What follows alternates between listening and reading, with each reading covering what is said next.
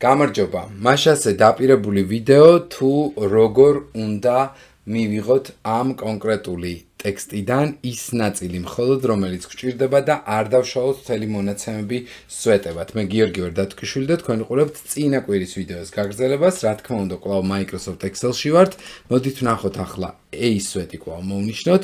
Data menu-ში შევიდეთ და ავირჩიოთ text to column. შეგახსენებთ, რომ ტექსტის დაშლა, როდესაც გამოტოვებაზე, ანუ space-ზე გვინდა, აქ შეგვიძლია მოვნიშნოთ space-ი და უკვე მივცეთ პირდაპირ finish-ში. თუ გვინდა, რომ ის პირდაპირ დაიშალოს სვეტებში. ან, როგორც გახსოვთ, შევდივართ კვლავ text to column-ში, next-ი, ისევ space-ი, რადგან space-ი, ანუ სიცარიელეზე ვშლით, next-ი და აი აქ უკვე ვუთითებთ უჯრას, რომელიც არის C1 და finish. მაგრამ როგორც გახსოვთ, დაიშლება ყველაფერი და თან დაიშლება ყველაფერი ისე, რომ ყველა სვეტი ცალ-ცალკე გამოვა. ჩვენ კი როგორც უკვე ვიდეოს დასაწყისში ვთქვით, გვინდა დავშალოთ მონაცემები ისე, რომ კონკრეტული სვეტები არ გვინდა რომ გადმოიტანოს.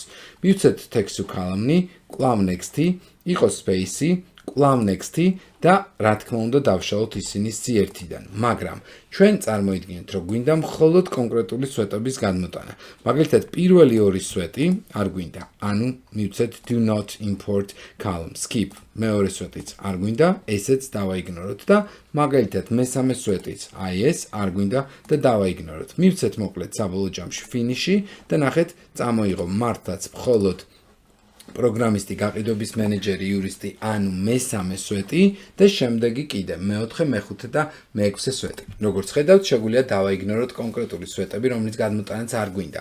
მადლობა ყურადღებისათვის, არ დაგავიწყდეთ დაგვიტოვოთ თქვენი კომენტარი, მოიწონეთ ვიდეოები, გელოდებით ტრენინგებზე მომავალ შეხვედრამდე.